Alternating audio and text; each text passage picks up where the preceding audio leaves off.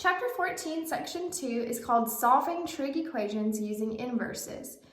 What this section is going to be about is using inverse trig functions, which we've seen before, to solve for the missing angles in a function. It's just going to be a little bit more elaborate than what we've seen before.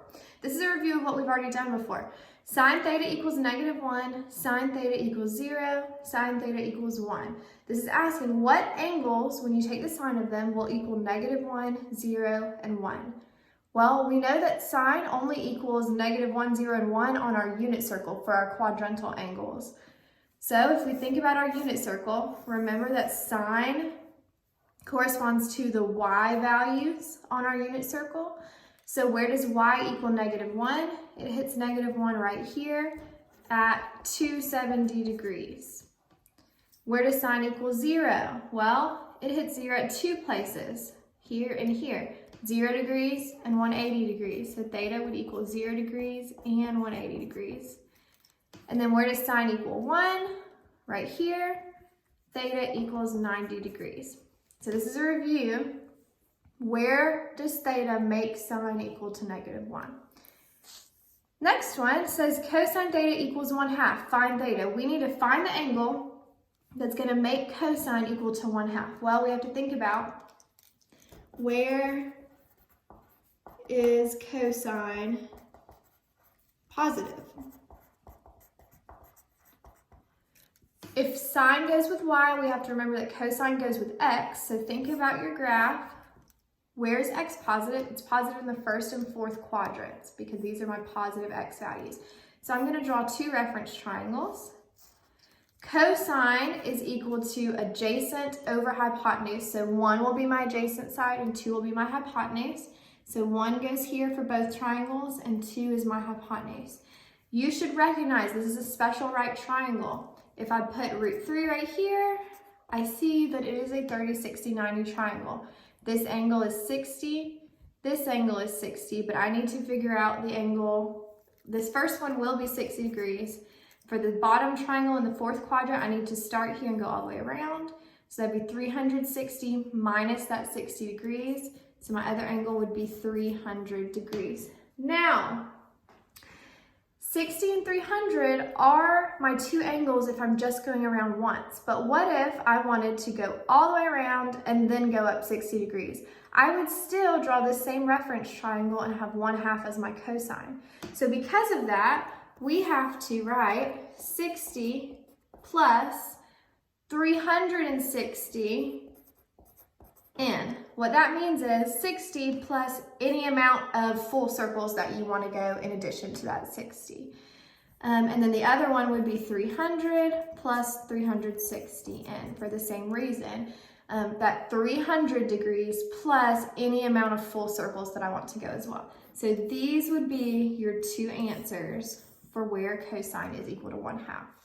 Let's do these two examples of those types of problems. It says find all possible angles. Cosine theta equals -1/2. Similar to the last one, but it's negative now. So let's think about our graph.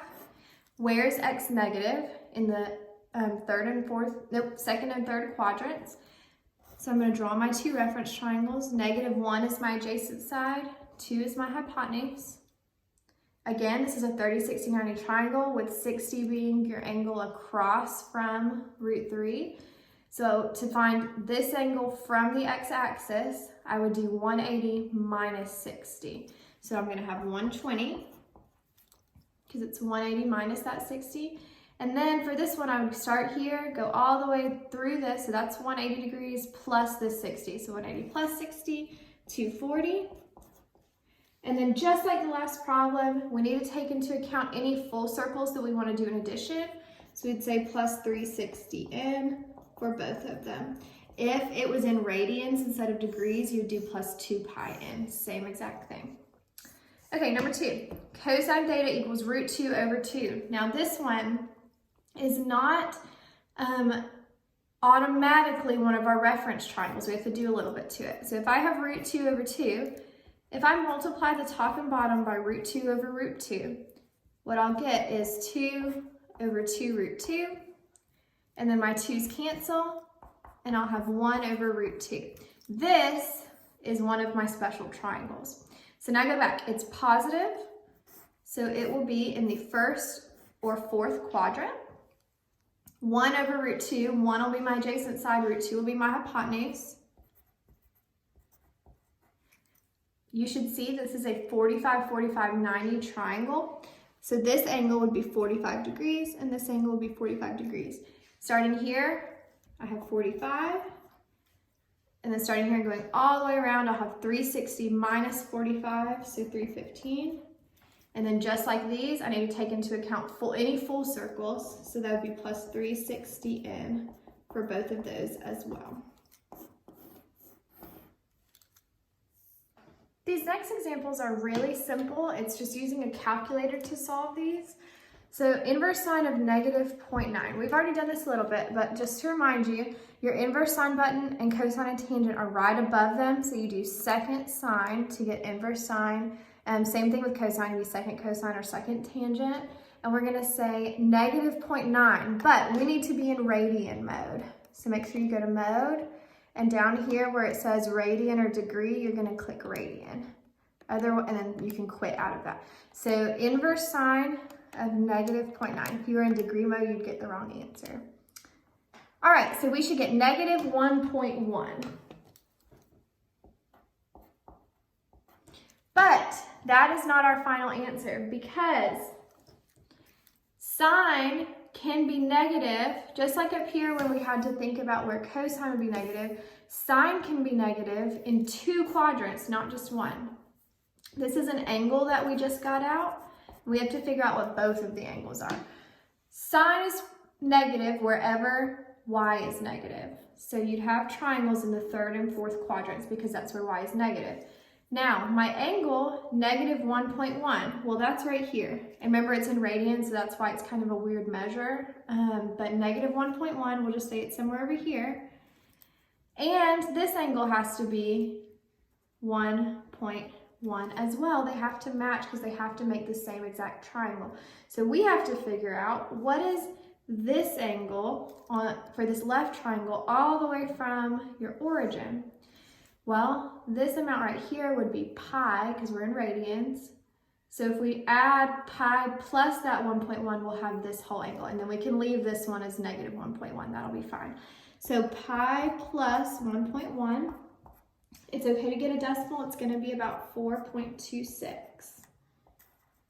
Well, let's just say 4.3 since we only did one decimal in the last one. Okay, so we have our 2 angles, negative 1.1 and 4.3. But just like these up here, we need to take into account any full circles we want to make as well. And we are in radians, so we'll say plus 2 pi n for both of them. So that would be my answer for that one. Let's do one more. All right, let's do our last example of this type of problem. Inverse tangent of negative 0.84. We are in radians again. So again, second tangent to get inverse tangent, negative 0.84. We get negative 0.698. Let's just round that to negative 0.7. But just like our sine problem that we just had, where is tangent negative? In 2 quadrants, not just 1. Tangent is negative where either x or y is negative, but not both of them. So right here in the second quadrant, y is positive and x is negative. And then over here, y is negative and x is positive. But we know that our angle right here is going to be negative 0.7. So this angle also has to match it and be 0.7. In order to find this, we've already got this angle. In order to find this left triangle, we're going to start at the origin and go all the way around. If the whole, all the way to the left side of the x-axis is 180 degrees, we'll just subtract pi, because pi is the same thing as 180, and we're in radians, minus 0.7 to get our new angle. And pi minus 0.7 is about 2.4. So that'll be our second one. So we'll have negative 0.7, we'll have 2.4, and then we need to take into account full circles, so we'll add plus 2 pi n to both because we are in radians. The last type of problems are solving for theta. They're a little bit more complicated. They're trigonometric equations and we got to figure them out. but we use the same things we've just used in these last couple of problems. It's just an extra step. So look at this one. 4 cosine minus 1 equals cosine theta. First step, get your trig function together. We have two separate cosines. We want to combine them and get them by themselves on one side. So I'm going to subtract cosine theta from both sides. 4 cosine theta minus cosine theta is 3 cosine theta. And I'm going to go ahead and add this 1 to both sides too, because I'll just be left with 0 on this side, so plus 1. So 3 cosine theta equals 1. If I divide both sides by 3, cosine theta equals 1/3. All right, so in order to find this angle, because this is not a special right triangle, I'm just going to use my calculator like I did on the last one. So I'll do inverse cosine, put in your fraction, and you'll get your angle out. So inverse cosine of 1/3, and I'll get 1.23. Now we need to go think about our quadrants. Cosine is positive in the first and fourth quadrant, so I know this angle is going to be 1.23. This angle is going to be negative 1.23. So you can do 1.23. Let's go ahead and find the positive version of this angle. So we'll start here and go all the way around. So that would be 2 pi minus 1.23. And that's going to equal 5.05. And then to take into account our full circles, we're going to add 2 pi n. And those would be our two angles. All right, last one. 2 cosine theta sine theta plus sine theta equals 0. Now, this one has restrictions from 0 to 2 pi. What that means is essentially if you just leave off this, what we're doing is we're just finding the two angles that are between 0 and all the way around one time. So for this second problem, we're not going to add 2 pi into the end. All right, 2 cosine theta sine theta plus sine theta equals 0. First things first, let's factor out the sine theta.